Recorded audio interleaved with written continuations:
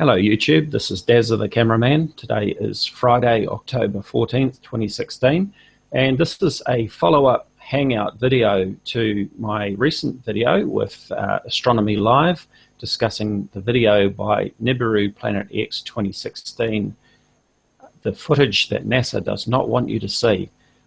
So I've got Scott from Nibiru News, Nibiru Planet X 2016, joining me here now, and I've also got Astronomy Live.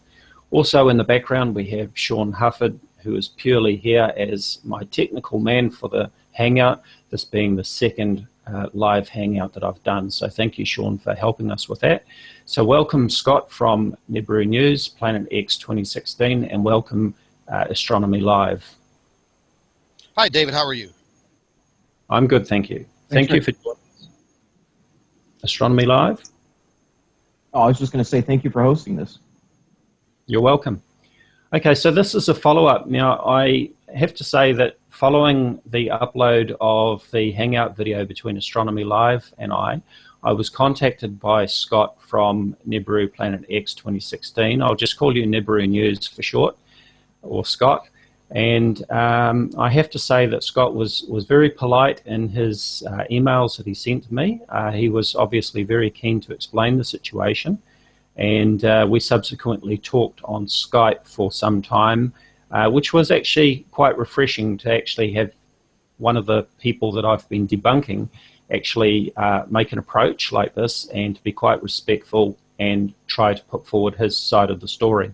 So we're here to clear up a few matters, and so I'll just let you speak for a while here, Scott, and you can explain a little bit about where things are at and realization and what happened behind the scenes for you regarding this video that you uploaded, Scott.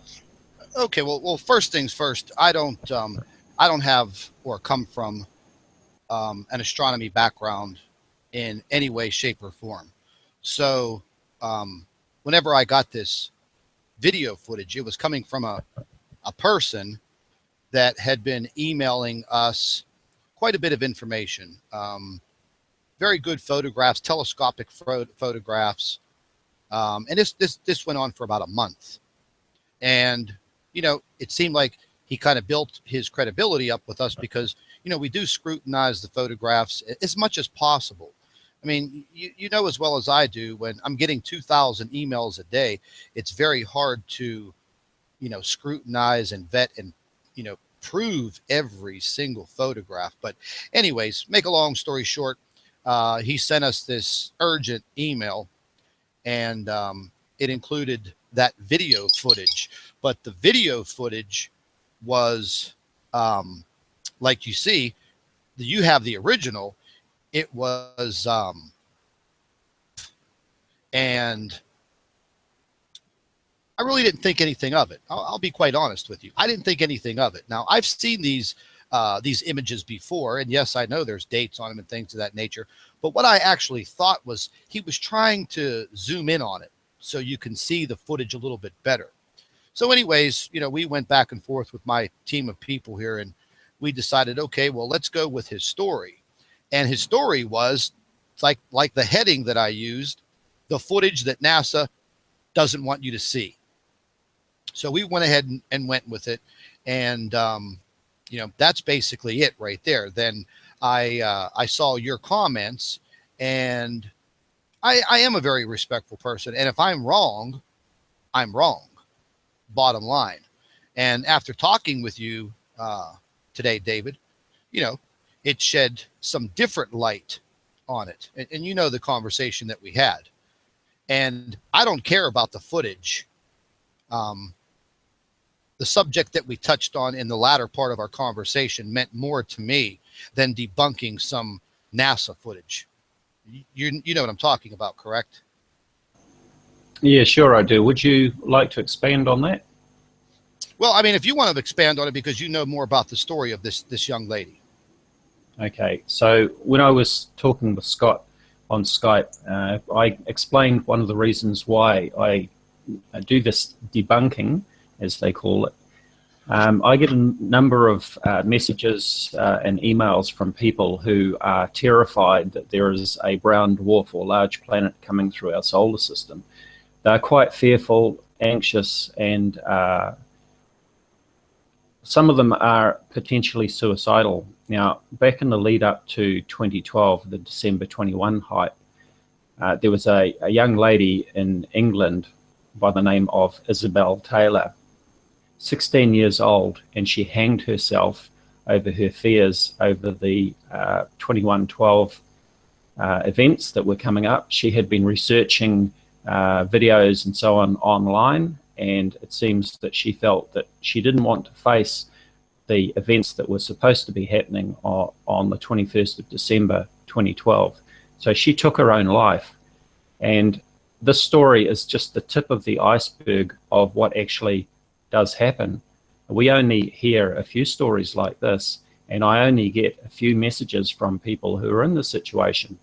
But the danger is that with these sort of videos that are not true, for example, the Mayan events of 2012 obviously proved to be false, and people have been talking about Nibiru coming through the solar system for many years now. In fact, it was Nancy Leader who said that Nibiru was going to arrive in 2003 and cause all sorts of havoc and pole shift and earthquakes and tsunamis and so on. And here we are in 2016, and she's still saying that Nibiru is coming. So there is a real danger for vulnerable people that they may actually harm themselves or take their own lives as a result of fear-mongering. And this is why I do the debunking work from the point of view of an astronomer. And I'll expand on that a little bit further because I don't want to get too off topic at this stage. I do want to come back to the actual discussion of the video that was in question that Scott uploaded and what was actually in the video, because now Scott has actually taken down his original video, and credit to you for doing that. But the problem is that in your follow-up video, Scott, you actually forgot to mention what was in the video. So maybe you'd like to clarify that now. Yeah, I'm sorry about that. I was pretty tired. I keep some very, very long hours, and I was thinking and trying to put that all together. And I have to apologize to Scott also. Dave told me I made a mistake with your channel name with the Astronomy Live. I apologize for that. But it's just I haven't been getting a lot of sleep lately. You know, 3 hours a day. It's really starting to catch up to me.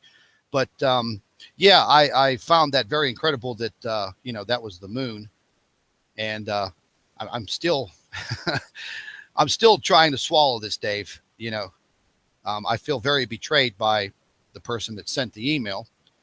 You know, and I kind of feel like we were set up, pretty much. You know. And for me to be a grown man and be so naive about that, but you know, you have to be able to trust people to an extent. You know, maybe I took that trust a little too far, but I tried to make good. You know, all of my intentions were good. Trying to make the video, you know, quickly this morning and go about all of my other business. So, you know, it wasn't perfect, but it was the best that I had to put forth. And yeah, I guess that was the moon. Right. Well, I believe that you've been sincere, as I say, in the way that you contacted me, the conversation that we've had on Skype, the fact that you removed your video, which already had 20,000 views by that stage. So if you were only after the views and any income from it, then I'm sure that you would have left that video up. So credit to you, and also credit to you for doing the follow-up video. And I accept that you've been very tired, and it was a simple oversight to actually forget to say what was actually in the video, that it was the moon. So Astronomy Live, maybe you would like to just recap on the content of the video and what we're seeing there? Sure. So the first thing I have up here, these are the images from stereo behind Core 2 that were in Nibiru News's original video. You can see here hopefully you can see the whole thing. We have up at the top stereo behind Core 2 and down at the bottom February 20th, 2007. And the whole process here takes about a week for this to occur in Core 2. Core 2 is the wide field coronagraph on a stereo spacecraft. And so I'm just going to play the images here. These are at 3-hour intervals. I manually downloaded these images. You can just do a batch download, which in hindsight I probably should have done, but there were some caveats. There were some reasons why I did this with 3-hour intervals to make it easier to sync up with frames from another program that I have, which you'll see in a minute. But here comes the moon, and it takes this long arcing path, which I can see why, to the uninitiated or to someone who doesn't have a lot of experience analyzing images like this would look unusual if intuitively you expect to see, what I suppose you would expect to see a more flat or maybe circular path. It looks elliptical here, right? It looks kind of like a comet that's coming in and then coming close to the sun and then going back out, but that's not really what's going on here. So the stereo behind spacecraft was just leaving the Earth-Moon system at this time in February 2007. And in fact, I think I'm going to skip ahead here just to put this in better context. I rendered some images in ORSA. ORSA is a program, it's a free program that you can use to do solar system integrations. So you can integrate over time the motion of the solar system and account for the gravity of the planets, Earth's moon, all of these things upon objects in space, including the stereo spacecraft. So I imported the stereo spacecraft and its trajectory starting at the point where it had a close approach to the moon. So it got a gravity assist from our moon on its way out from Earth. And that's where this starts. And I'm going to play the frames here, and you can see how the orbit of stereo behind evolves over time due to the gravity of the moon and the Earth. And it's in this highly elliptical orbit that takes it a long time to get away from Earth, but over time it gets further away, and in February it finally breaks free of Earth's gravity, and that's when you'll suddenly see that elliptical orbit switch. And it takes basically a full month. The moon goes around Earth one time, and then when it comes back around, that's when it passes between stereo and the sun. And that's right about here is where you start to see it in the Core 2 images. And so right at about this point, you'll see the orbit, there it goes, the orbit of stereo behind suddenly switch. So at that point, it broke free. And the moon, during that time, was actually passing through the coronagraph images. And at one point, it even passed directly in front of the sun, as seen from the extreme ultraviolet images like this. So you have all these different cameras on the stereo spacecraft that are imaging this event. And you can still find those in the archive on the stereo website. And a few weeks ago, back in September, there were some videos that were discussing these extreme ultraviolet images, because you have these moon transits occurring, and they look similar in nature but not the same as the moon transits we get on the Solar Dynamics Observatory images, the SDO images. SDO orbits Earth at geostationary distance, so it's much closer to Earth and closer to the moon than stereo behind was. And if we render these frames in in ORSA, looking from stereo behind's perspective out towards the sun, you can see this white circle here. This is a simulated edge of the field of view. This is where the field of view would cut off on the Core 2 coronagraph. And so if I play the frames here, you can see that the moon takes the trajectory, the same trajectory that we saw in the actual images. And this is just an effect of the moon's orbit combined with stereo behind's motion. It's not just the moon that's moving, it's also the stereo spacecraft that's moving and getting further away from the Earth-Moon system and traveling out. And that's why it looks like that. So if we overlay the two, if we overlay the images from ORSA and the images from the stereo behind spacecraft, we find that we get a very good match for what we're seeing in the actual images.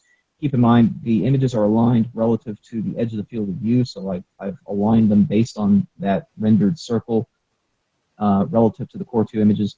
And this assumes that the stereo spacecraft is pointing straight at the sun. It's basically pointing straight at the sun. There's a small discrepancy there, but it's not large enough to really matter. But you can see here's the moon's expected position, and then you can see the actual images. Again, it's a little bit janky because they're at 3-hour intervals versus 30-minute intervals for the ORSA images. But you can see it's a good match there. That is the moon. It's the size that the moon is supposed to be, and it's traveling in the direction the moon is supposed to be. in the images based on the trajectory of the stereo behind spacecraft. So that's what that is, and it's simply an effect of stereo's motion combined with the moon's motion. So that's a quick and short summary of it. Right, and that's an excellent analysis. And of course, we must make the point that stereo behind was launched in 2007, and so it was on its way out of the Earth-Moon orbit at that time, and this is why the moon was seen from stereo behind in these images. You know what? I had a question, if I could. Sure, go ahead. Go for it. You know, I've seen a lot of these images many times. How far away is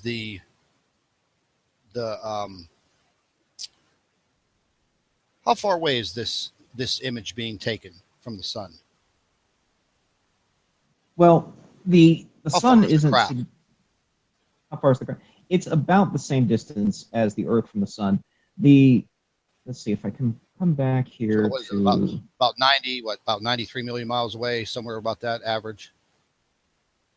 Yeah, something like that. I mean, it's yeah. I was just kind of curious because yeah, I've seen some of these images before, and what was confusing me, I'll be quite honest. And you probably know this figure, but like the diameter of the moon. I mean, you know, our moon is very small compared to the size of the sun.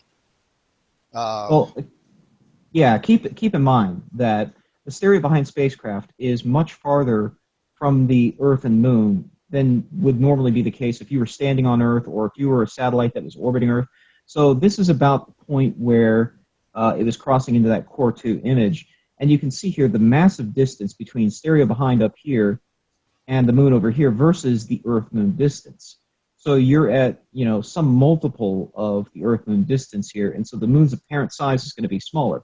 However, an astronomical unit is about 92, 93 million miles, somewhere in that ballpark, and so it's a huge amount of distance.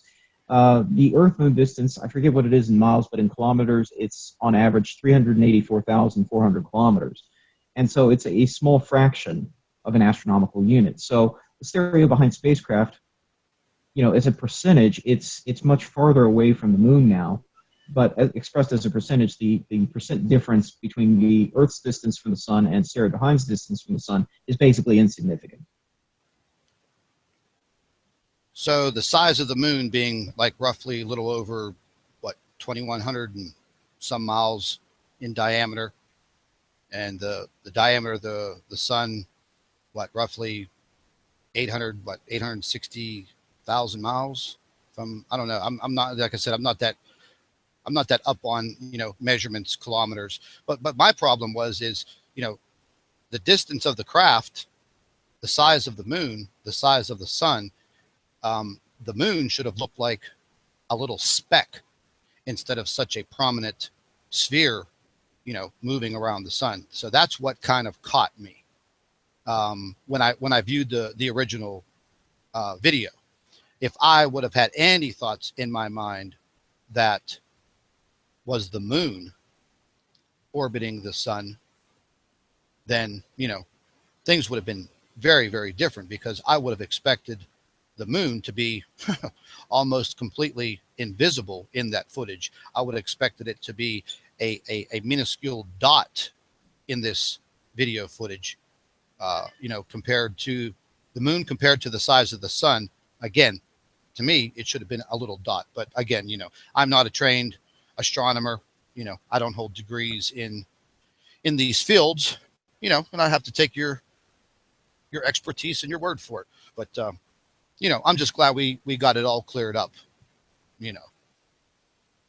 And as far as Dave, as far as the money issue goes with the monetization on these videos, listen, I take heat from these trolls on my YouTube channel consistently, constantly, and they know nothing about me personally. I don't need the money from YouTube, but there's something that other people don't understand. If you don't monetize your videos, and if you know anything about YouTube and how their algorithms work. YouTube, Google's just one big advertising agency. So, you know, they're looking to make their clients money. So if videos are doing very, very well, naturally, you're going to get pushed up there. You're going to get pushed up in the list. And I worked for 22 years in international marketing and advertising. I've been all over the world. I've worked with some of the largest corporations in the world. So, you know, when it comes to things like this, well, this is my area of expertise. And I know how YouTube works, and I know how their algorithms work. And if you do not monetize, you know, your videos are, you know, they're not going to reach people. But as far as the money goes that you make from YouTube, now you know, I mean, your videos are monetized. Hey, you know, you have to put 4, 5, 6 videos up a day, and you better get 25, 35, 40,000 views a day on each and every one of those to make a considerable income. And I'll be quite honest with you, the last deposit that Google made in my account was about $2,400. And I used that money to pay the people that work with me and help me.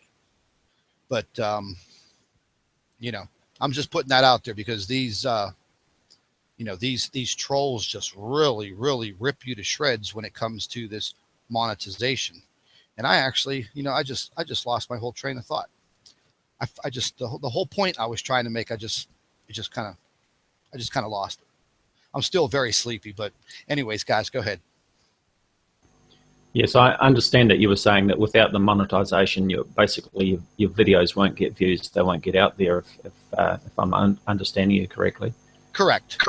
Yeah. Now, there's a question I need to ask you about the follow-up video. I noticed that you presented the video again with the dates and times and spacecraft details. I noticed that the captions were also on the video. I'm supposed to be screen sharing that video at the moment, but for some reason it's not coming up. All I've got is a black screen. Sean, any ideas on that?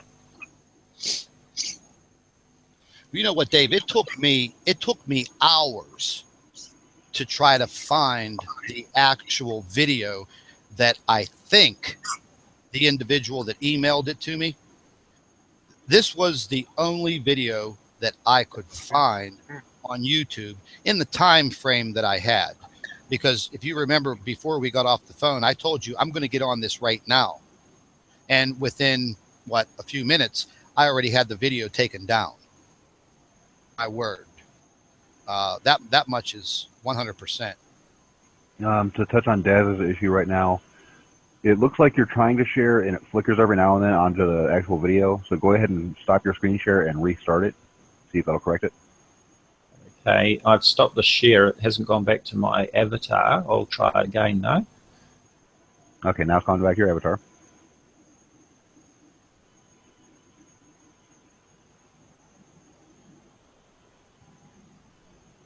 Are you using multiple monitors? No, just the one. That is very, very odd. It's coming up, but when I talk, it seems to disappear. Try to present your screen. You use a little pull-down window or pull-down arrow next to your avatar. Present to everyone.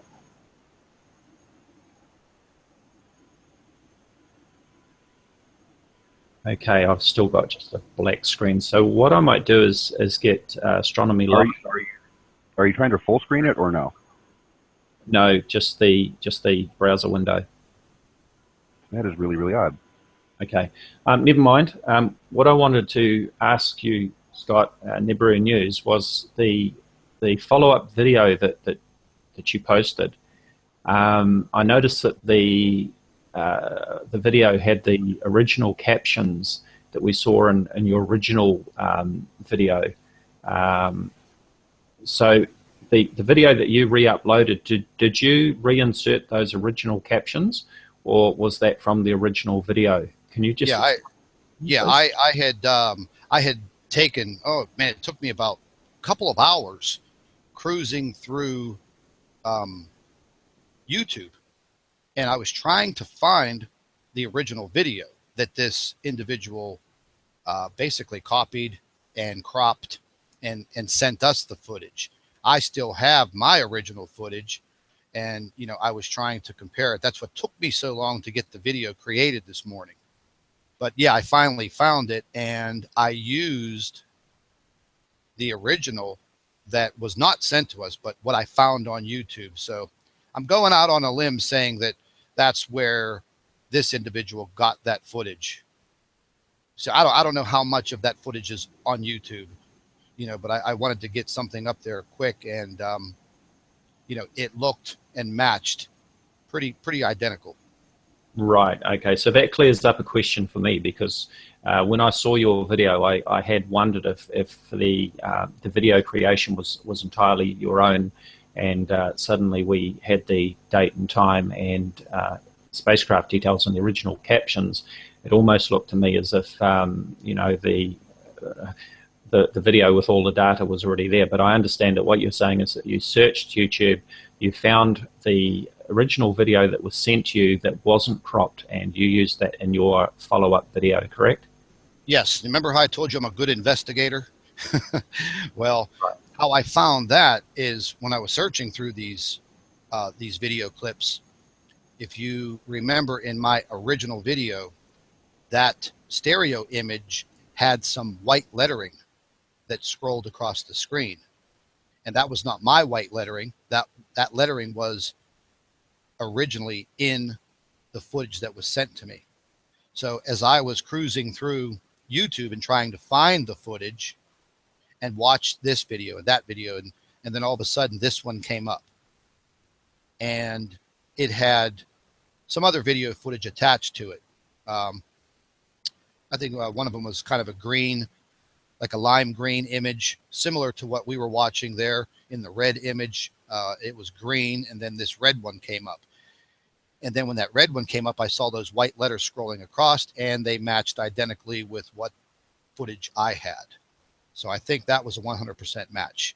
And it came from a website, or excuse me, a YouTube channel that was titled Debbie Blue, DebiBlue. That's the channel name. And the image in the video was, if I'm not mistaken, 5 years old.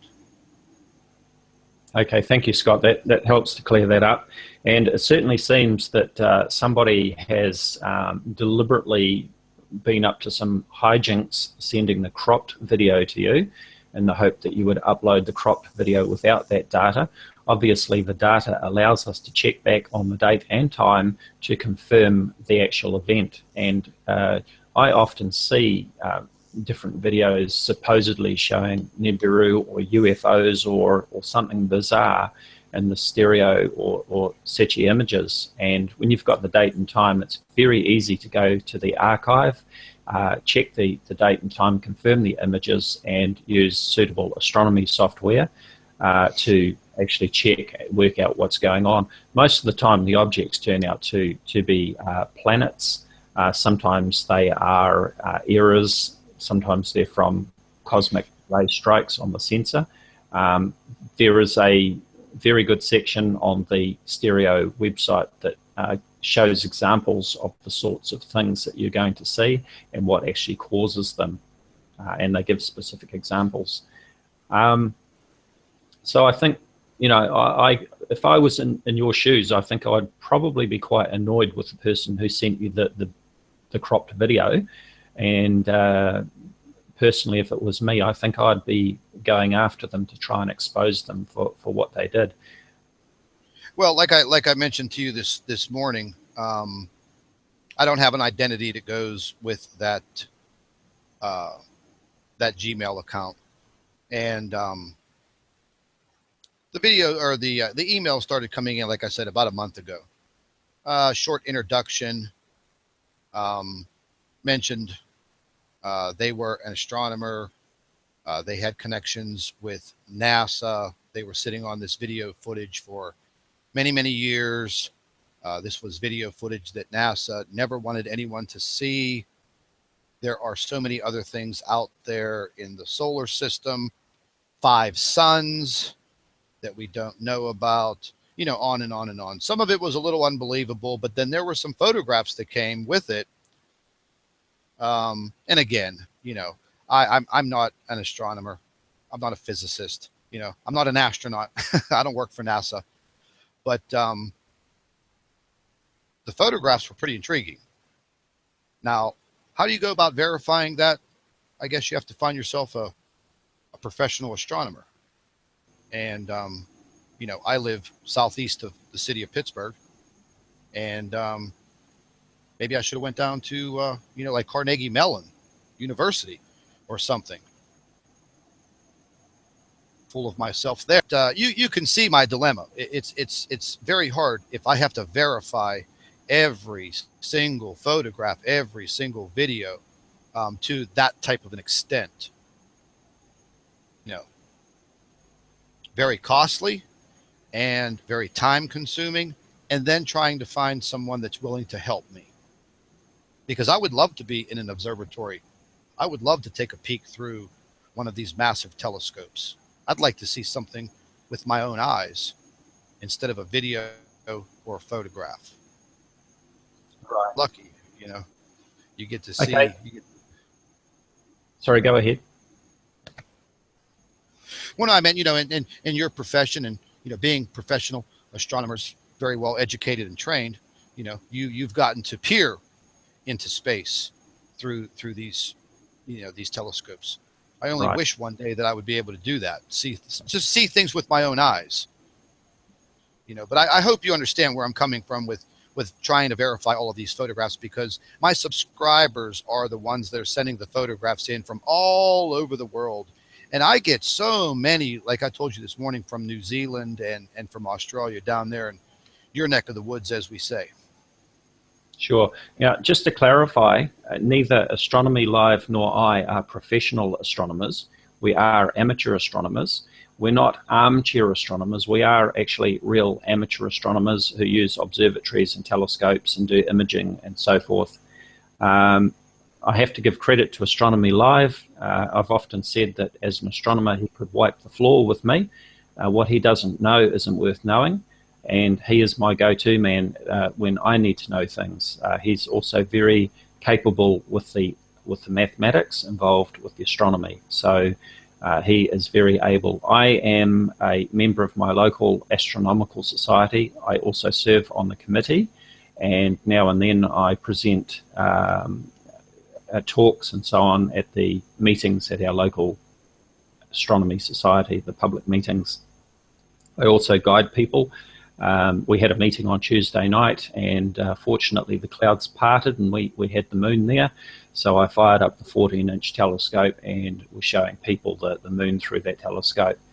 So we're not professionals, but we're serious amateur astronomers, and we're always happy to look at videos or photos. You don't need to go to an observatory to have them verified. I'm sure that Astronomy Live would be happy to look at images for you. Astronomy Live? Absolutely, you know, and I think you ought to do the obligatory plug for Vortex while you're at it too, because, you know, there's a lot of us out there who are happy to, you know, look at these claims and provide feedback on them. Absolutely. I'll keep you guys very busy. I might have to put you on my payroll. I'm dead serious.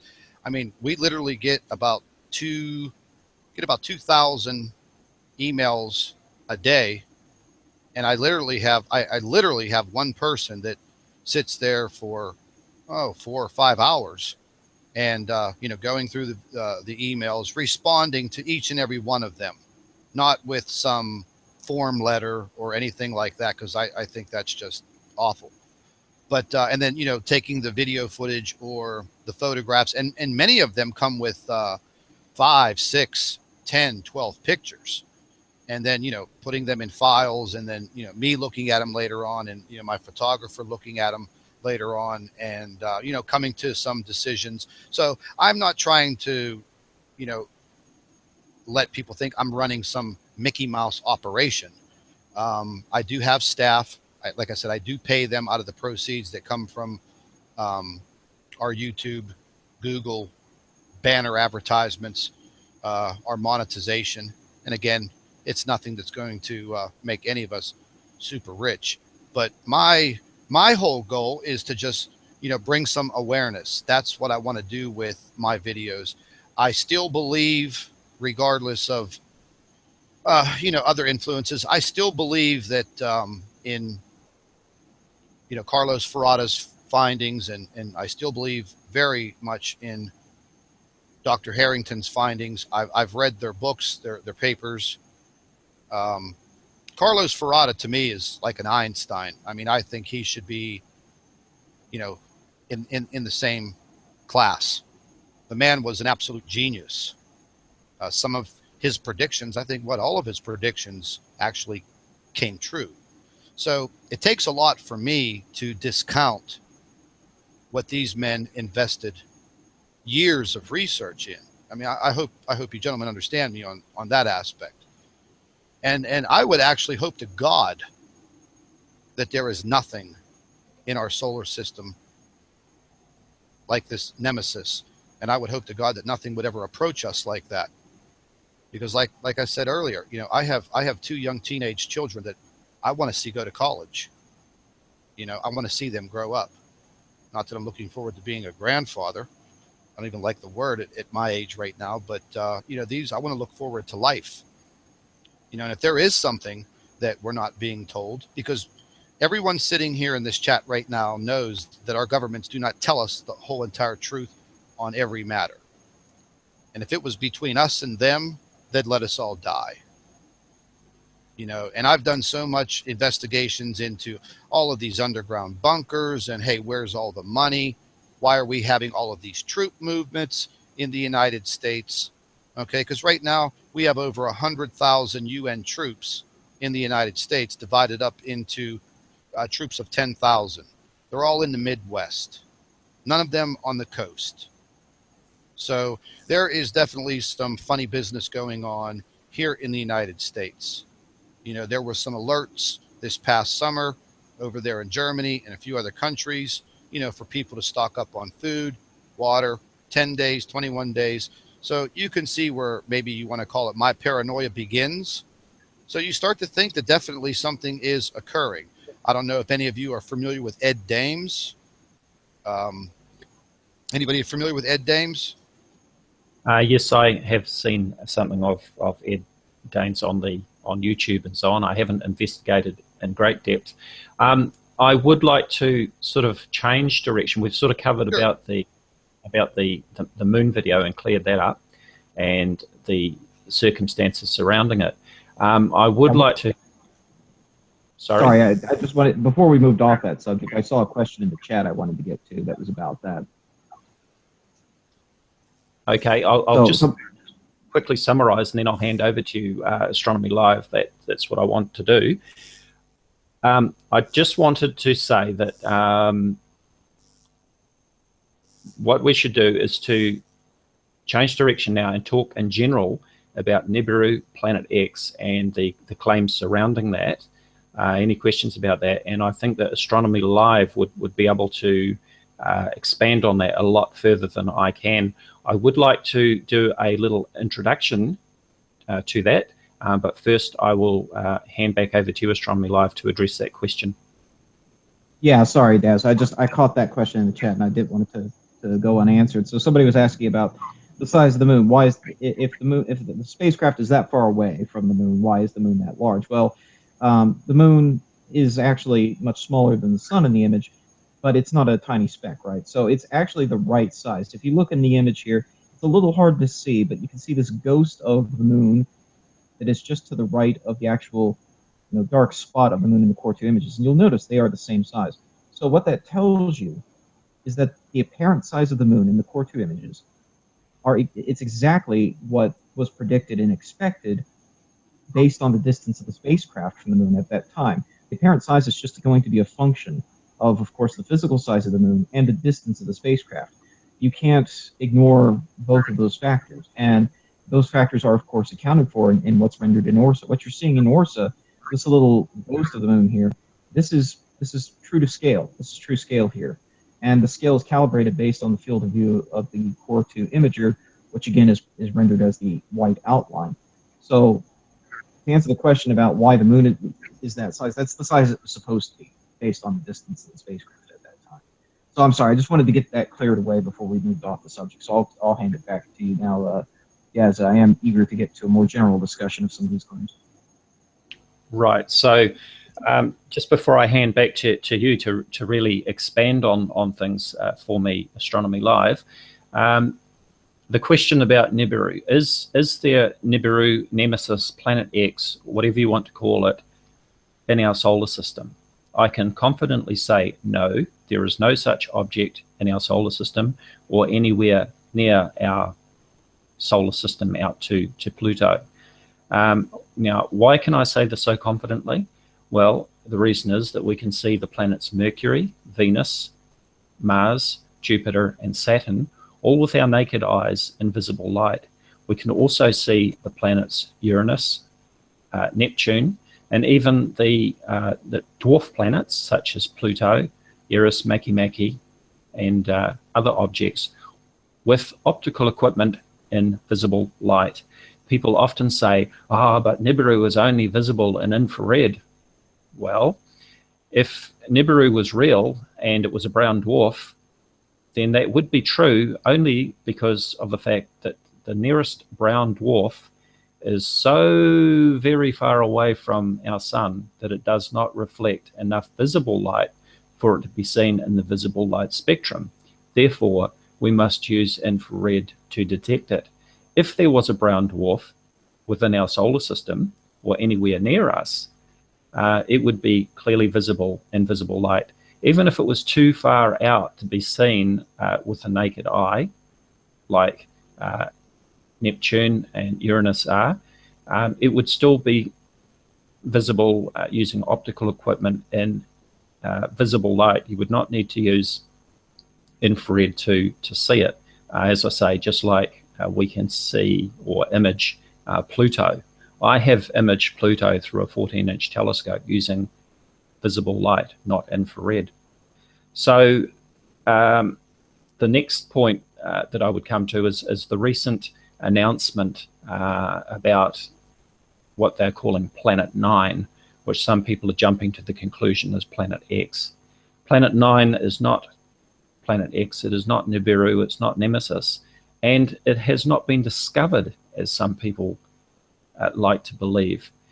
The announcement is based on mathematical conjecture, and as I recall off the top of my head, and you might need to correct me if I'm wrong, Astronomy Live, as I recall, they said that the orbital period is somewhere between 10,000 and 20,000 years, if it exists at all.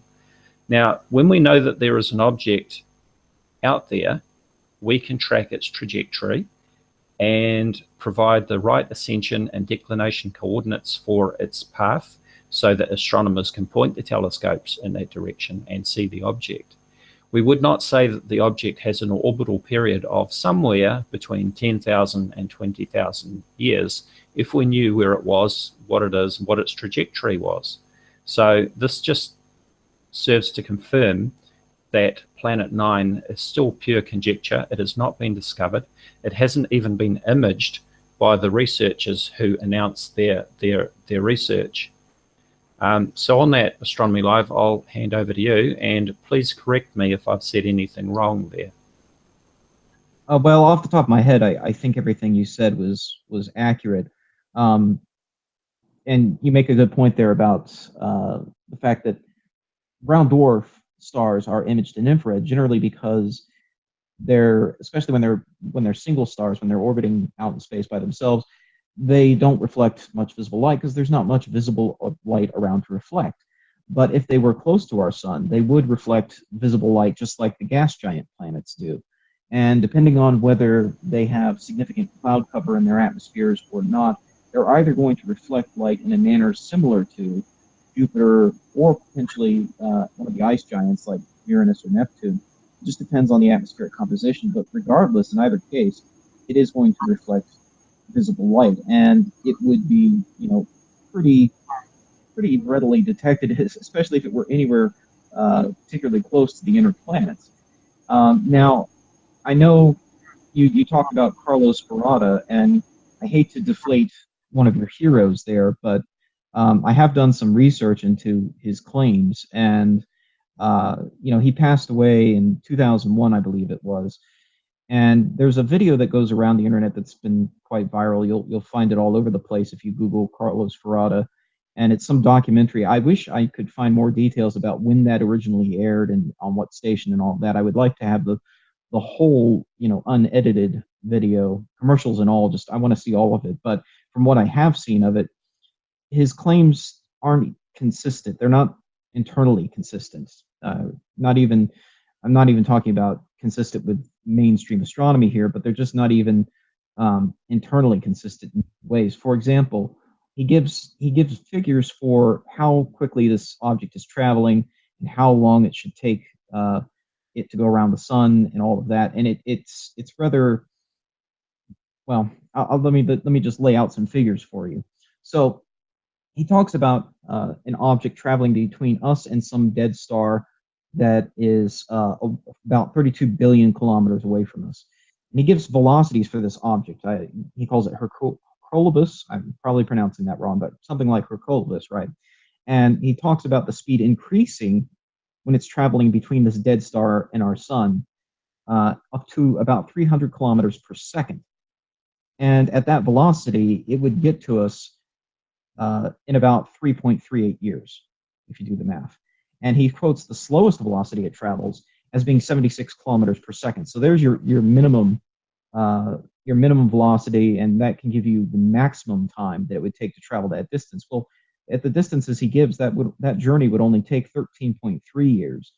So it would be in a very short orbit if that were the case. And realistically, if it were traveling, say, 300 kilometers per second, it wouldn't remain in orbit. It would be flung out of the solar system, well above solar escape velocity. But even if we give him that somehow this is undiscovered physics and there's some unknown reason as to why it is able to travel at this velocity without being flung out into space, it doesn't make any sense, because the journey would take a very short period of time and it would constantly be going by the sun and back out, and everyone would know about it.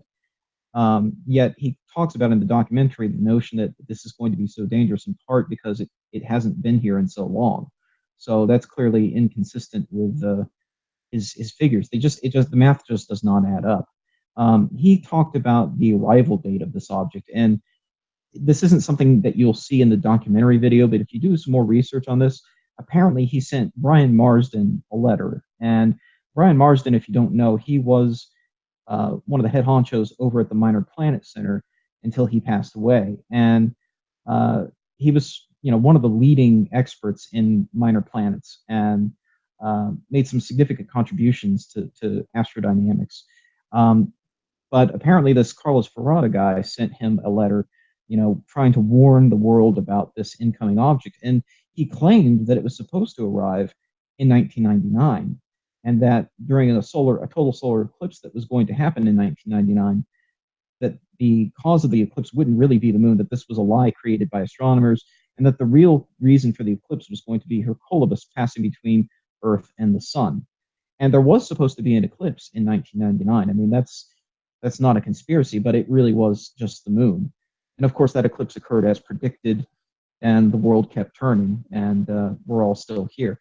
Now, I've tried to do some additional digging into this guy's history and his credentials, and I can't guarantee that he was the one that fluffed his resume like this, but somebody has definitely fluffed his resume and put in facts that are simply not true. For example, I've read on some websites the claim that he was the director of the Astronomical Observatory of Panama for 5 years.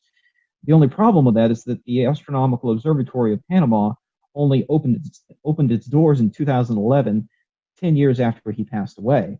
And he was never the director of that observatory. He was never slated to be the director of that observatory. So that's an easily verifiable claim that is frankly false. Now, I don't know that he himself put that into his resume. It could have been somebody else after the fact. I mean, he's been gone now 15 years, but there's a lot of mythology. My point is just that there's a lot of mythology that surrounds him, and a lot of it just isn't even true. There's mythology that he made these incredible calculations about Halley's Comet, and that he accurately predicted that it was not going to reach its perihelion at the predicted time. That is to say, as it was approaching in the 1990s, that the dates that the astronomers were given for perihelion after its recovery were off, and that it moved ahead in its orbit. But that did not happen. If you look at the observations of Halley's Comet, you can look at the observations that were conducted not just by professional astronomers, but by amateur astronomers as well, both before and after perihelion. And you'll find that if you try to predict the perihelion time using either the data from before or after the perihelion, you'll come to the same answer. So that, that's definitely another claim that's easily verifiable. And that claim is given in the documentary, and it's frankly false. So you have to be critical and skeptical of what you accept as evidence. I mean, you really have to dig into these claims. And unfortunately, one aspect of this is that it takes a lot more time, a lot more time to disprove a false claim like this than it does to state a false claim like this. Anyone can make up facts like this, but it takes a lot more time to actually dig into them and find out whether those claims are true or not. And so it's a lot easier to simply repeat those claims or accept them on face value than it is to really do the work and research into it. And I understand, not everyone has experience doing these sorts of calculations, but in the case of Carlos Ferrada, a lot of the math is very, very simple. I mean, you basically just multiply and divide the numbers he gives, and the things just don't add up. So, I mean, I would be happy to find the whole documentary and see everything that he says, but a lot of the things he says, they simply don't add up. And in more general terms, a lot of these claims have to do with, a brown dwarf in the solar system on a 3,600-year orbit. It's like one of the most common running themes. The details of its orbit may change, the details of the arrival date may change, but in a lot of cases, it's stories about brown dwarfs coming into the inner solar system, some with planets that orbit them, that have aliens living on them or whatever. But that's like a common theme. So one of the things I did some time ago was to do calculations of what a brown dwarf would do to the solar system over long periods of time as it orbits, passing through the inner planets. So here's a simulation I did in ORSA. Again, this is an integration of the solar system which accounts for the gravity of all these planets, and including Nibiru, which I set to be a minimum mass brown dwarf. So once you get to about 13 times Jupiter's mass, you start to fuse deuterium, which is like the easiest thing you can find in a star to fuse. And that fuel runs out very quickly. But for a brief time and early in its lifetime, a brown dwarf will undergo some fusion until it depletes its deuterium supply. And that starts around 13 times Jupiter's mass. So for a lot of astronomers, that's what they consider to be the lower cutoff of a brown dwarf. And anything below that is what they call a sub-brown dwarf. So let's just see what a 13 MJ, or 13 times the mass of Jupiter object would do to the solar system. And here's what you get. I mean, it just absolutely wrecks the planets. I mean, at this point, the moon is no longer orbiting Earth. Earth is in this extreme elliptical orbit, and you'll notice there should be something slightly familiar about this configuration, which is kind of interesting. You have Nibiru in this is Nibiru's orbit right here, this elliptical orbit right here. You have elliptical orbits of the various inner planets that have now been perturbed over just a few orbits of Nibiru. I mean, this is measured in thousands of years here, not millions of years. And in just that short period of time, Nibiru has already constrained the orbits of the planets into these elliptical orbits that are aligned opposite to itself. You might recognize this as being similar to charts you might see of the Planet 9 hypothesis. And that's the reason for that hypothesis to exist, because we're seeing this clustering of extreme trans-Neptunian objects, not planets, but extreme trans-Neptunian objects, dwarf planets that orbit far beyond Neptune, far beyond Pluto in most cases. And they seem to be in these elliptical orbits, and they seem to share a common longitude of the perihelion. So the perihelion point, where it's closest to the sun, seems to be co-aligned in a lot of these cases. There's this abnormal clustering, which seems to be statistically significant. So if that's not a fluke, that indicates something is constraining those orbits, because they should naturally vary. If this were not being caused by a planet, it ought to be randomly distributed, but it doesn't appear to be randomly distributed. So that's why the Planet 9 hypothesis exists. It's a hypothesis to try to explain that clustering and try to find an object that would cause that clustering. And so that object ends up being an object that doesn't pass all that close to the inner planets, but it does pass close enough to these dwarf planets. It stays in that outer region beyond the Kuiper Belt that it causes those objects to cluster together and have these elliptical orbits that are aligned opposite of itself. If you had a planet like that, or a massive, even a minimum mass brown dwarf passing through the inner planets, causing massive earthquakes, showing up in the sky, many times the size of the moon, all these disaster movie-like images, if that were happening, the same thing would have happened to the planets themselves. They would be perturbed into these elliptical orbits that would be aligned opposite of Nibiru. But obviously, that's not the way our solar system works. So that doesn't seem to be the case. And in fact, when astronomers have tried to look at potential Planet 9 scenarios that have it passing closer to the Kuiper Belt, the Kuiper Belt itself ends up being disrupted. So the Kuiper Belt is a region of icy objects and some dwarf planets like Pluto that are orbiting beyond Neptune. And if you have this Planet 9 passing through that region on a regular basis, you would get a disruption of that belt. And so we can pretty much set good minimum limits for how far away that thing has to stay to avoid disrupting the solar system. Because if it did, we wouldn't see a stable solar system like we see today. We wouldn't see planets in roughly circular orbits like we see today. It would end up looking more like what you see here, which is, of course, not the case. So in a very general sense, we can pretty much rule out the classical Nibiru scenario. Right, and looking at that illustration with the orbits being thrown completely into chaos, that's with a brown dwarf passing through our solar system, and yet we can go and look at published data for future solar and lunar eclipses at any time, years ahead. These are in printed media, so they're not online; they can't be changed. Might be sitting on a bookshelf in a library or whatever, or somebody may actually even own a copy. And those details of the timings of those eclipses are there. And if there was an object that was passing through our solar system causing this sort of havoc, that would throw the timings out for all of these events, such as eclipses and transits of Mercury and Venus across the face of the sun. Yet what we see is that the published predictions for years ahead are still right on target. Would you agree with that, Astronomy Live? Absolutely, and there will be a total solar eclipse, which a lot of people that are in the U.S. will be able to pretty easily get to. So there's going to be a total solar eclipse in 2017 that passes right through the continental United States, from coast to coast, and it's going to be a fantastic event. I highly recommend, if you live in the U.S., even if you have to drive a day, go out there and go see it. Take a day off work, take 2 days off work, and go get to the area of totality. There's a line of totality that crosses the continental United States, and there are a number of websites out there that can show you maps of exactly where that's going to pass, and you can find predictions of that eclipse in books that are a century old in some cases.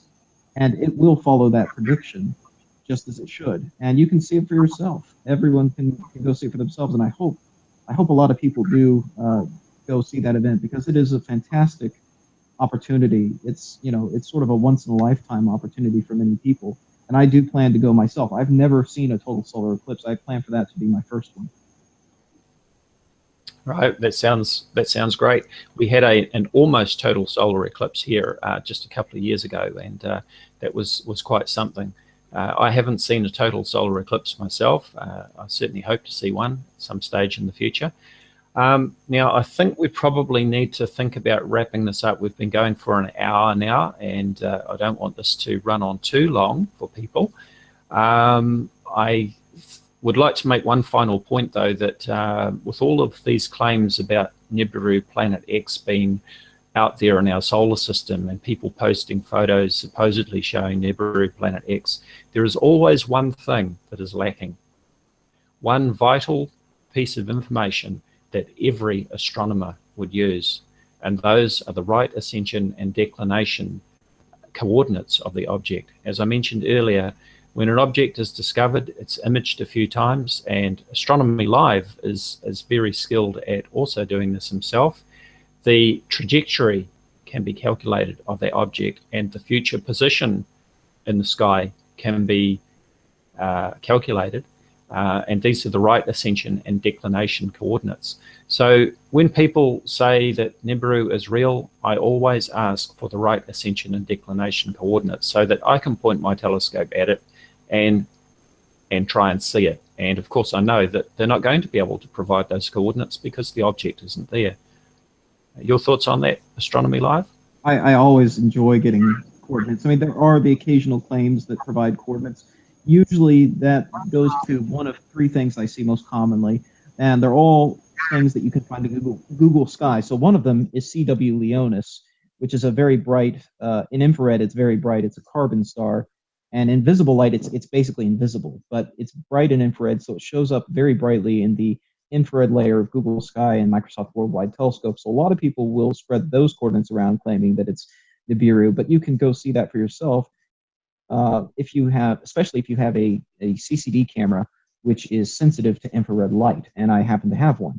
So I've imaged CW Leonis myself. In fact, I did so at 2 different points in time, 6 months apart.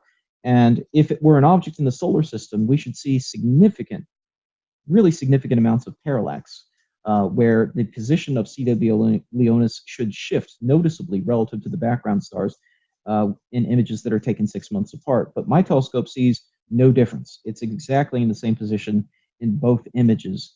I've got an 8-inch Schmidt-Cassegrain telescope, and even though it's not as large as some professional observatories, for solar system objects, it would definitely see a huge amount of shift there, but it's just not there because it's a distant star, light years away.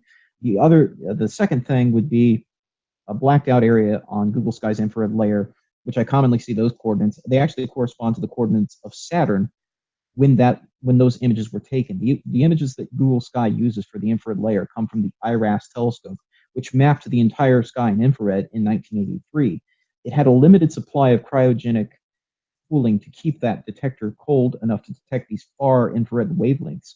And when that coolant ran out, the mission was over. So they had to map the whole sky very quickly. And unfortunately, Saturn was basically in the way. And they passed over the position of Saturn on 2 different dates. And so you had this double image of Saturn in the completed map. So the later versions of that map actually blacked out that area. But if you go to the original raw data, you can still find it. It's not censored in the original data. But unfortunately, Google, they're not an astronomy company. They didn't really know to go to the original map to get that data. So there's just a black area there. And there's something that looks like there's something peeking out from behind it. It's actually glare from the planet Saturn. And you can confirm that those coordinates correspond to where IRAS would have seen it in 1983. The third thing that I see somewhat frequently would be the missing area of Google Sky in the visible layer, which is near the constellation Orion. There's a patch of Google Sky that's missing, and it's simply due to a glitch in Google Sky. Again, the original images are not censored. I've actually gone and found the original photographic negative of that image, the actual missing image. So those images that are in visible light from Google Sky, most of them come from the Palomar Sky Survey, as well as the Southern Hemisphere counterpart to the Palomar Sky Survey, which was photographed down there in Sighting Spring, Australia. So with 2 sister telescopes, one in the Northern Hemisphere, one in the Southern Hemisphere, the entire sky was mapped in visible light decades ago. And that was done with actual film plates. And so just like any other film, they had to develop negatives, then they had to make positives, etc. Google Sky uses those images. They didn't set up their own telescopes. They just used what was already out there, including the Palomar Sky Survey images. And they stitched them together into a giant mosaic. And unfortunately, their software didn't quite work right, and it left off this area of the sky. And you can go find the original plate, the missing image. You can find it in certain libraries around the world. And I went up to Ohio and found the negative for that image and took pictures of it and showed that there was nothing mysterious there. I also took pictures of those coordinates with my own telescope and compared it to that original photographic negative and showed that it's a perfect match. There's nothing there that's moved. Everything's accounted for there. So they weren't trying to hide anything because you can find the photographic image. It's just a glitch. It's fun for me. I enjoy getting coordinates like that when it's something new, especially because it's an opportunity to actually use my telescope, pull it out, and take pictures of something in the sky. Even if there's nothing there, you at the end of the night, you still end up with the pretty pictures of the stars, if nothing else. So I do enjoy getting the coordinates. It's unfortunate that most of these claims don't come with coordinates or orbital elements attached to them. And just to clarify that you made, you talked about imaging CW Leonis over 6 months. And you talked about the parallax. Just to explain on that, what we're talking about here is that obviously 6 months on from any point in time, we're going to be on the other side of the sun. So the Earth is 93 million miles, or 150 million kilometers from the sun. That means that in 6 months' time, we're going to be 186 million miles, or 300 million kilometers from where we were when we started. So you take some images, say in June, and you take some images in December, there's going to be 300 million kilometers difference between the 2 points that those were taken. It's a bit like if you hold your finger out in front of your face and you close one eye and close the other, you can see a shifting of your finger if you hold it close to your nose. It's the same sort of thing with the parallax. This is what Astronomy Live is talking about. So he imaged CW Leonis 6 months apart, and there was no movement. If the object was in close, then there would have been significant movement. Am I correct in that analysis? Exactly right. Yep, exactly right. Right. Now, okay, and just winding this up, I think we better bring in Scott from Nibiru News, Nibiru Planet X 2016. Would you like to make any final comment on anything here? Maybe your views about the discussion of whether there is a Nibiru Planet X within our solar system that can be photographed and so on, based on what we've discussed here.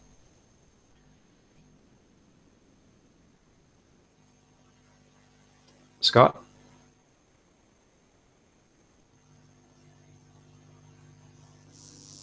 Okay, well, it looks like Scott is still in the hangout, but I don't know if he's got his mic muted or has fallen asleep or something. But anyway, getting no reply there. So I guess we will wind this up unless there are any other comments that you'd like to make, Astronomy Live. I think we covered just about everything. You know, at least a nice overview of the subject. So, thanks for hosting it again, Dazza. I appreciate that. You're welcome, and as always, we would always welcome open, balanced, and respectful discussion from anyone who is making claims about Nibiru Planet X, or for that matter, any astronomy-related topic that we can provide our input on. We'd host them, we'd welcome them, and just as Scott from Nibiru News, Nibiru Planet X 2016 has joined us, and we've had a respectful discussion, we would be happy to do that with anyone else. Please note, Steve. If you want to hold on for a moment, Dazza, I think Scott is trying to talk, but he's having issues with his microphone because he is muting and unmuting. Go ahead. Scott, we're not able to hear you, but if you are trying to talk, you might want to refresh it by hitting F5. It'll make you rejoin the window and refresh everything, and that should clear up any problems that you're having right now. Okay, we'll just give Scott a chance to rejoin us. And my train of thought has just gone. So now, Astronomy Live mentioned Vortex earlier. So this is my Facebook page. Vortex stands for Voices of Reason to Explain X. You'll always find a link on my YouTube channel to Vortex. Everyone is welcome to join, and people are encouraged to post items there that they don't understand, that they're curious about, and the Voices of Reason on the page will do their best to explain and provide evidence to prove that their explanation is correct. Scott, are you with us now? I see he's just disappeared. Yeah, he's doing the F5 thing to refresh the screen. Right. So check that out on Facebook, Voices of Reason to Explain X, and I see that Scott has just rejoined us. Scott. Yeah, can you hear me now? Yes, we can. Okay. I wanted to ask you, how am I able to share some photographs with you real quick? Just about 4 or 5 photographs. Give me your point of view on them. Sean? All right. If you mouse over the Hangout window, you'll see a bar on the left side of the screen pop up. Yeah, I'm on there now. And you'll see the second one down is a green screen with an arrow on it. Yes. If you click on that, it's to share screens, and then it'll pop up another window with a whole bunch of windows in it, depending on how many you have open. Select the screen that you want to share. And then when you say share screen, it'll show that instead of your picture. Okay. Let's try this out here. Can you see that photograph? I think you might have hit cancel. It's not sharing. It's still got your camera on. Let's see here.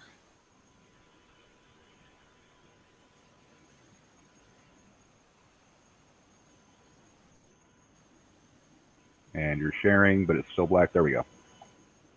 How about that? Yep, you're sharing your desktop. Okay, guys, this is what I get. I got a photograph like this from a lady, kind of an amateur photographer. She mentioned, I forget how she photographed this. Have you ever seen anything like this before? I've seen somewhat similar. I've seen somewhat similar effects when having a defocused star. It looks like kind of like what I would expect if I had really badly collimated optics and a defocused star in the view. I would need more details about how it was photographed, what equipment was used, the exposure information, all of that information to make a better conclusion. Yeah, I was trying to find the original email because there were 2 other photographs that that she had sent me. Let me just see something here. There was a couple more that I just wanted to run by you. And these, can you see that one? Yeah. Okay. Now these are the average all sky cam photographs. They come from that website. I get these all day long. These pink spherical shapes, you know, they're in a time-lapsed form. They come in a variety of sizes depending on where they're located, you know, in the world. And some of the biggest ones I get from Australia, like this one here, Savannah Skies, Australia. Any ideas, guys? Please tell me what that is. Yeah, I'll speak into this one. I've looked at these all-sky cameras, video claims in the past, and as I recall, I think I did a series of videos back in January of this year. It might have been last year. And I actually downloaded a piece of software from NIRSoft, I think it was called NIRSoft, if I remember correctly. And that allowed me to continuously download the latest images from multiple webcams on that web page, so that I had a complete sequence of images throughout the day.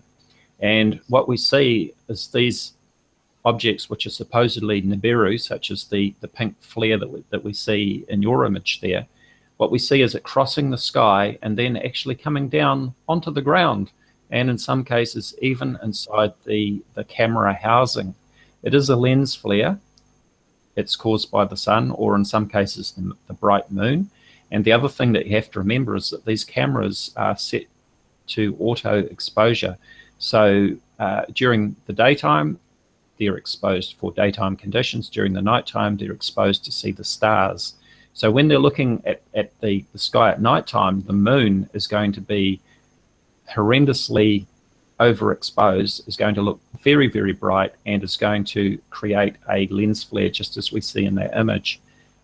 In one of the other images you just flicked on before, we saw the moon, which was a crescent, and I could see straight away that image was terribly overexposed. Scott? Yeah, I hear you. So one other thing I'd like to just make a quick comment about with the all-sky camera images. So I'll give away a little something about myself, perhaps too much, but I'm also a scientific advisor for itelescope.net, which provides rental time on telescopes around the world. They also run a number of all-sky cameras at each of those sites. And, you know, it's a company that's owned by amateur astronomers, basically, you know, really serious amateurs. I guess you could call them professionals because they do it for a living, but they're not, you know, professionals in the classical sense. We're a team of amateur astronomers who run these systems. And, you know, but even so, we're happy to answer questions about these kinds of things. Like if you would email, just for example, that's from Savannah Skies. That's not from the Australian site that we have. We've got one at Sighting Spring. And, you know, if it were the Sighting Spring camera and you saw that, and you were to email the people who run that camera down there in Australia at iTelescope, they'd be happy to tell you that's a lens flare. Most of the time what's happening with these images So they're being seen by, lay people on the All Sky Cam website. That comes, these images come from many different sources, and they're opining on them themselves. But oftentimes, it's a simple thing to just email the person who's actually running the camera, who actually owns the camera, and they can tell you exactly many of the things that you see in those images. Well, alrighty then, we have that cleared up. And just further to that, the images that I mentioned that I saved, I've still got those on my computer. I had intended to make a follow-up video about that, which I should do at some stage, but I'd be more than happy to pull up those images in a private Skype chat with you sometime when I've got them on hand, and actually show you the sequence of images. I should also point out that those all sky cameras, normally you only see, I think it's about 5 or 6 images at a time, and you have to keep refreshing the page to see the latest image that's since been taken. So that the software that I use, as I say, it captured the image every minute or 2 minutes, whatever it was, so that I could have a complete uninterrupted sequence from whichever camera.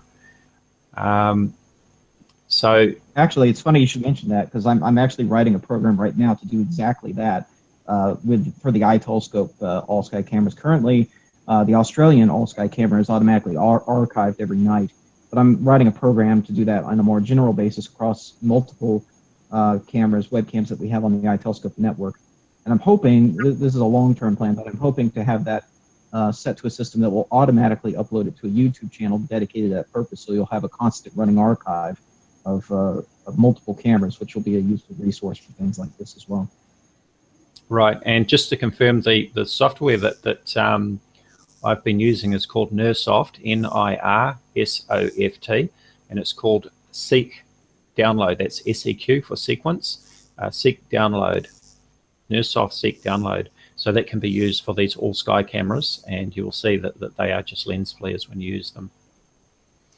Yeah, I'm just scrolling through here. So I mean, you guys can see the amount of photographs that I get, and this is just a small, minuscule, nothing.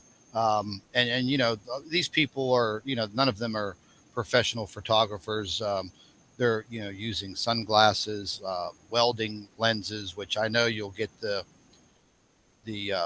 double reflection and the flare. But I had this one photograph. God, I can't find it. It's got to be around somewhere. But it was a large. Oh my God! It looked like a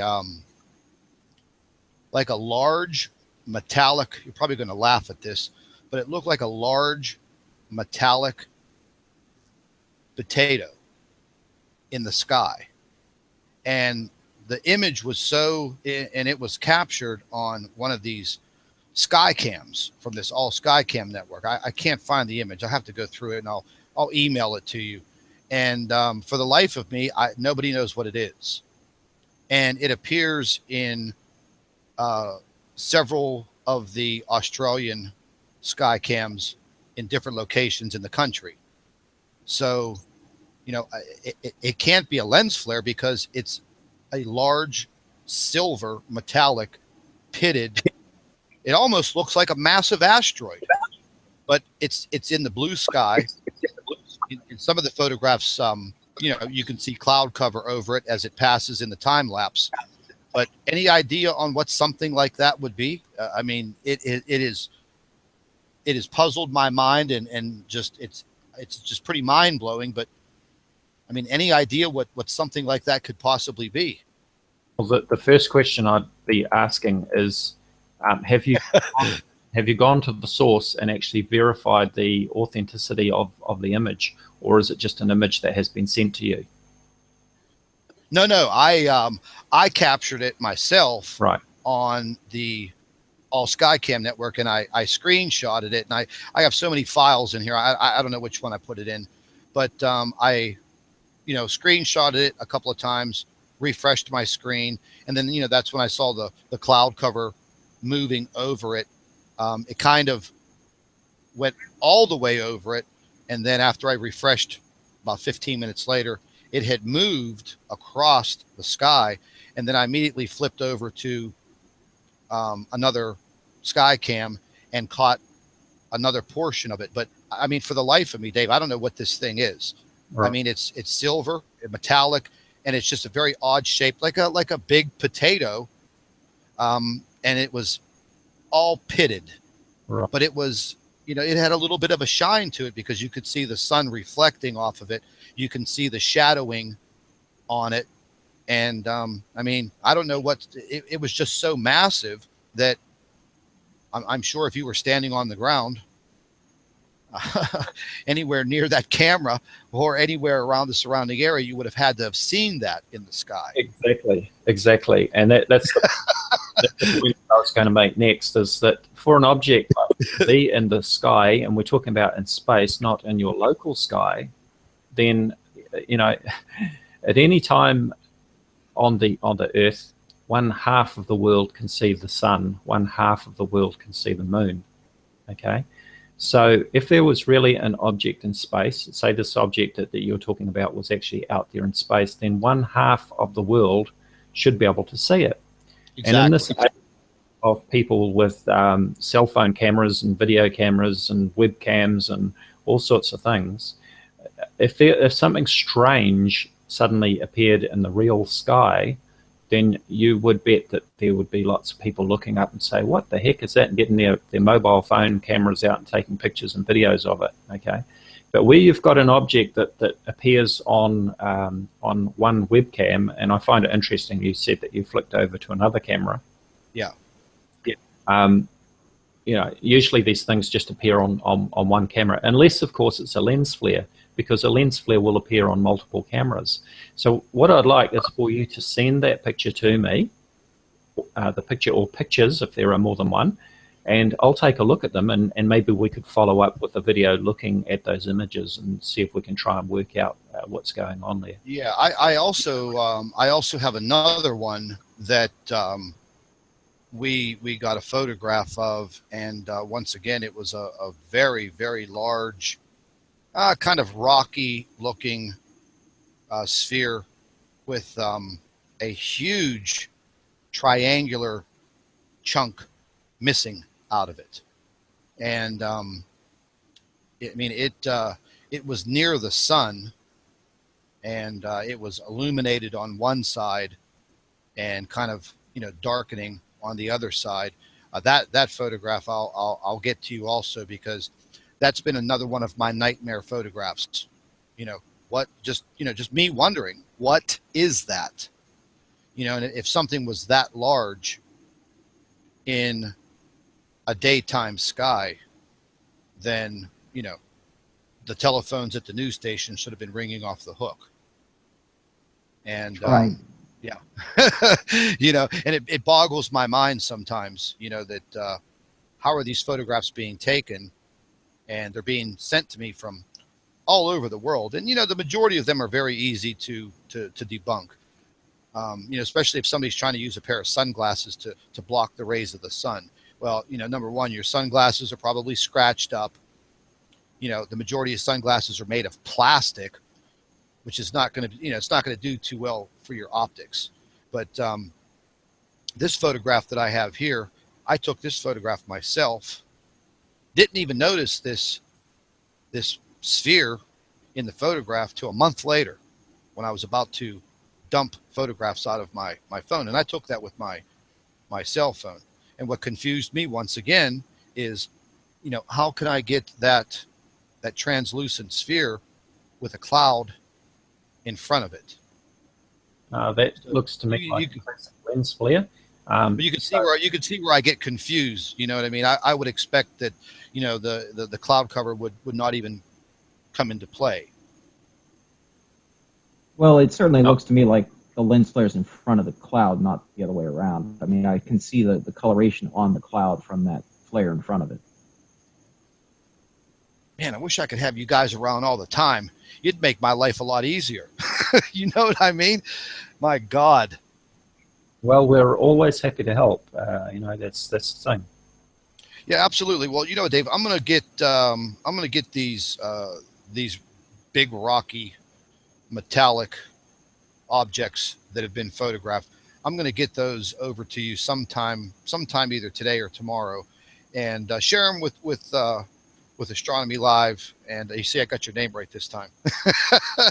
But share them with him, and give me an idea of what these damn things are, because I've had the photographs for a couple of months now, and I think about them every day. Like, what is this? So I'll shoot them over to you sometime within the next 24 hours, and give me a little feedback on them. And it's been a pleasure with all of you guys today. I'm glad we were able to clear some things up, and I appreciate all your professionalism. Like I said earlier, it was so nice to sit down and speak with some real gentlemen that they're not going to sit there and call you names and call you a liar and a fraud and every other freaking name in the book. Like, I'm sure you understand what happens in the comment section of these videos. But I appreciate all your kindness today. Absolutely. Well, you're welcome, Scott. We're happy to help. And just one more thing too about some of those images that we see, and I see that Astronomy Live has got a good example up there. He's probably going to expand on that. I'll just let you pull that one up there, Astronomy Live. How do I give the screen back to you, or I don't bother? You can either hit the stop sharing button, or if you don't want to stop sharing, if you got other stuff to present, you can just highlight Astronomy Live's name. That way his screen will override yours. Okay, I think I exited out. No, you're still sharing. You exited out of the window that you were sharing. There you go. Now you're. Here we go. Thank you, Sean. You just taught me something that I didn't know. So you can hear me now, can't you? There you go. So we've got. Sorry, go ahead. Yeah, you might be about to talk about the same thing that I was going to talk about, and that is the finger test. We often see these images that apparently show two suns or Nibiru next to the sun or whatever, and there is a very simple test that you can use to check when you're actually filming these images whether the object is real or not. Normally, a lens flare will move all around the place when you move the camera. It'll go crazy all over the screen. But a secondary internal reflection will actually remain in the same place relative to the sun, making it look like it's a real object. So all that you need to do is extend your hand out in front of the camera and hold up your index finger and block out the sun and see if that secondary object next to the sun still remains. The second part of the test is to shift your finger over to where the object appears to be. And if it superimposes over the top of your finger, then obviously it is an internal lens reflection, a type of lens flare. I should also point out that if you're actually inside a building filming out through windows, especially double glazing, this test will not work because the windows are in front of the camera and your finger will be between the camera and the windows. You would actually need to go outside and film without the double glazing or the window so that you're filming directly to the sun. And in that case, you probably wouldn't even see the second object. But if you did, you would just use the finger test to verify that the object is real or not. So far, I've not seen one video that has actually shown a real object next to the sun. It has always been a secondary reflection. Astronomy Live? I'm going to send you one because I have that video. I have several videos of the finger test. I did it myself on this massive object that I see that moves around the sun periodically during the different times of the day. The red filtered photographs that you saw streaming across the screen there that I was just going by. I photographed this large sphere pretty much from the 12 o'clock position of the sun, moving on down 10, 9, 8, and then by that time it's sunset and it's pretty well gone. But I've done the finger test, and it stays right there in the test. I've videotaped it. I've used a a very dark piece of paper instead of my finger, and it stays right there. And I've been doing some tests on what this is, and I do it by the hour. I have one spot marked on the sidewalk, so I go and I stand in the same spot so I maintain the consistency. And I've been photographing this, whatever it is, the entire summer, June, July, August, September. It has changed in size. Earlier this summer, it was very small, maybe like the size of a little pinhead. But now that we are into the month of October, it is much larger. So I have the video of that. I'll shoot that over to you, and maybe I'm doing something wrong, but I was tipped off to the finger test, and like I said, I took it a step further. I used a very dark piece of plastic. You can't see through it. It's completely you can't see through it at all. But I used this little square piece of plastic to hold up in front of the camera to block the sun, and that object stayed right there. And then the next hour, it was down to about the 10 o'clock position. The next hour, it was down to about the 9 o'clock position. And then as far down as the 8 o'clock position. And then after that, the sun's down and it's gone. So any ideas on that, or am I just doing the test wrong? Well, again, we'll be more than happy to look at your videos and see what's going on there. And again, Okay. like at the moment, it is 1:15 in the afternoon. It's a bright sunny day at the moment, which makes a nice change. And I can go out with any of my cameras and use a suitable solar filter or the finger test and just double check for myself, because Scott from over in the US is apparently seeing an object next to the sun. So Dazza over in New Zealand should be able to go out and see the same object next to the sun. But I can tell you that when I go out and check for objects next to the sun, I never see anything. All I see is the sun.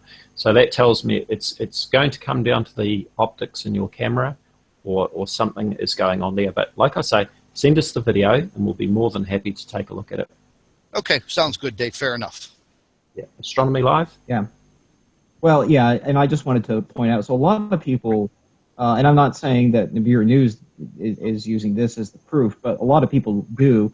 They'll wave the camera around, and so this is footage I shot, and I deliberately shot it a little shaky on purpose to prove the point that, okay, you have the sun here in the center, and then up and to the right of the sun, just up and to the right of the sun, you have a reflection of the sun, which doesn't appear to move like the lens flares move. So as I wiggle the camera around, you can see the lens flares jiggling all over the place. But the object that you might call Nibiru or second sun, whatever, it appears to remain stationary in the sky as I wiggle the camera around. It's pretty convincing as an effect.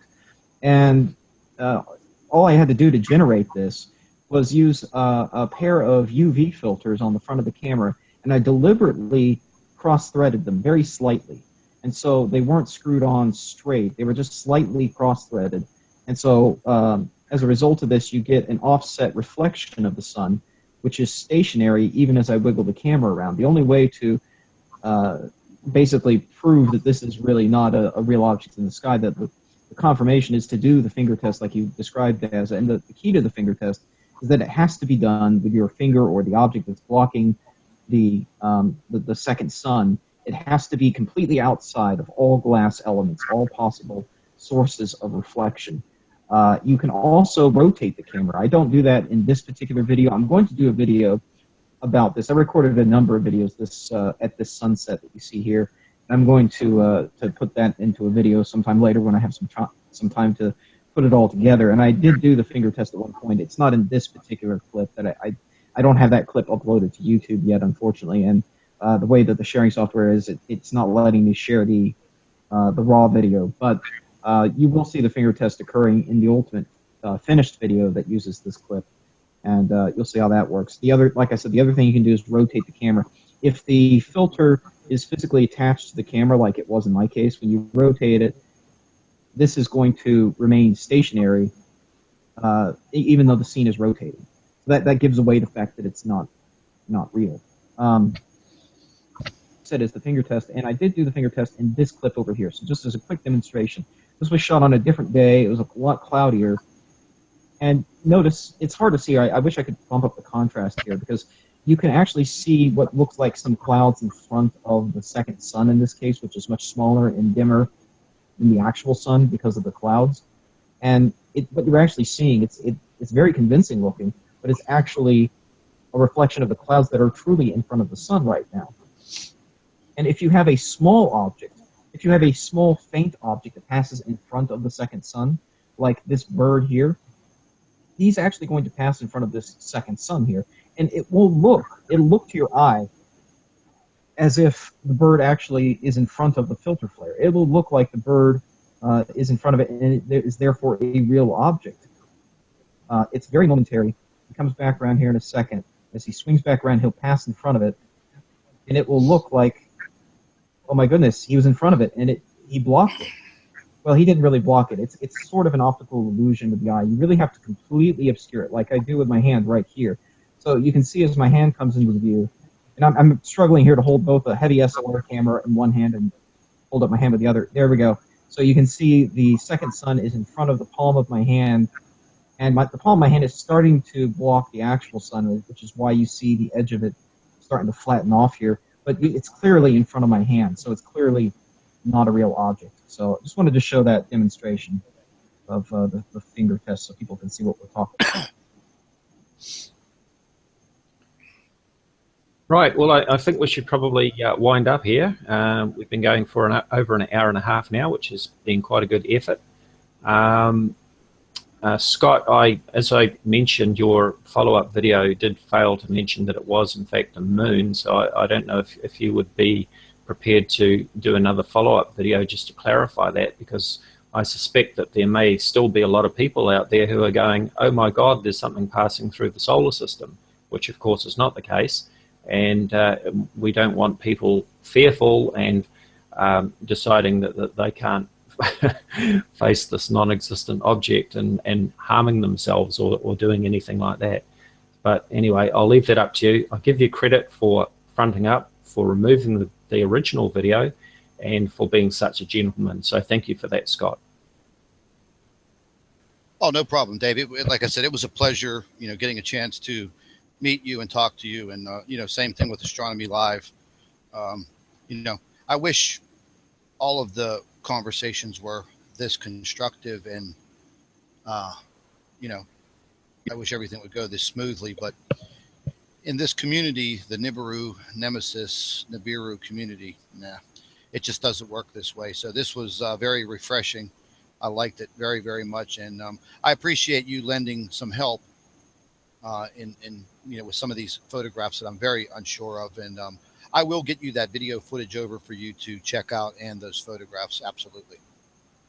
Thank you. And I imagine that you're going to be facing quite a storm from the Nibiru Planet X community. There'll be accusations that they got to you and that we are paid disinformation agents, government shills, and all the rest of it. I've seen this all before, of course. So that just goes with the territory. So prepare yourself for that. There'll be a storm you can expect. I've already got the emails. I've already read the comments, and I really don't follow that stuff, Dave. I go by the way that people treat me. If you treat me like a man and a gentleman and civilized, then you can be whoever you want to be. But the minute these people come at me in the wrong way, well, I'm a human being. I will go on the defense, and when you back me into a corner, well, you know what? You're probably going to end up getting the wrath of God from me. But I enjoyed the way that you approached the subject, and like I said, it was like a gentleman, not a thug, and that's what you deal with in the YouTube chats and the comment sections, and I'm sure you have that experience the same as I do. If everybody can be like we were here today, this would be fantastic. where you can collaborate with all of your information like grown-ass men instead of little children and thugs, because that's basically what I have in the comment section of my chat room. Matter of fact, right now as we're sitting here talking, I have one of the most notorious ones is emailing me all kinds of ridiculous things. I think he just said something about, I don't know, some executive from Sechi is supposed to be getting in touch with me to file charges against me because I'm a fraud. So this is the kind of crap that I deal with on a daily basis. And I doubt very highly if anybody from NASA wants to talk to me. Yeah, so good luck with that one. That wouldn't be the Destroyer Star by any chance, would it? No, this individual goes by the name of Rene Padilla, right. Which is a fake. It's a fake name. You know, he's all over. I'm sure he'll be contacting you within the next few minutes. Well, I've seen that the Destroyer Star is already all over your channel making comments about how Dazza is a known government shill and that he's been outed and all the rest of it. Well, the Destroyer Star, here is my invitation to you.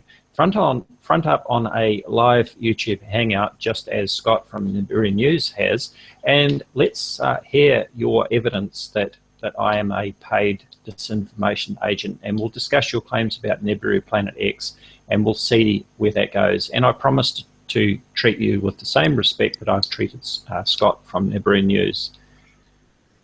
Hey, Dave. So one thing. Well, listen, if you if you do happen to be a government employee, at least you have good benefits. I'm sorry, I just have to make light of that because, I mean, anybody who's a government paid shield, troll, whatever you want to call them, they're not going to be at your education level and your sophistication.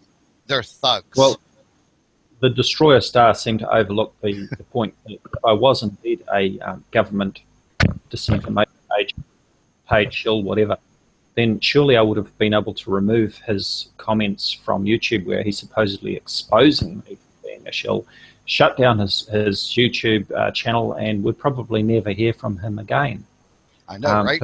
I'm quite a powerless government disinformation agent that I don't have these abilities to shut people down. I have to argue in the comments just like everybody else. Yeah. Is that a real job title, a disinformation agent? Is there a real title? I'm not too much into conspiracies, but I imagine that there are circumstances where disinformation is put out there by government agencies for political purposes or whatever. We've heard lots of stories about the CIA and things that have gone down, and arms that have been sold to the other side and that sort of thing. I say that I'm not into conspiracies. Sure, there are real conspiracies. We remember Watergate and things like that. But this is a whole other different subject. So, yeah. Well, it's been enlightening, fellas. Yeah. So let's close this out. Thank you, Astronomy Live, for joining us and your input on that. And thank you, Sean Hufford, for helping us with the technical side. And once again, thank you, Scott, from Nibiru Planet X 2016. And maybe we can do another hangout sometime soon. Okay, guys, you take it easy.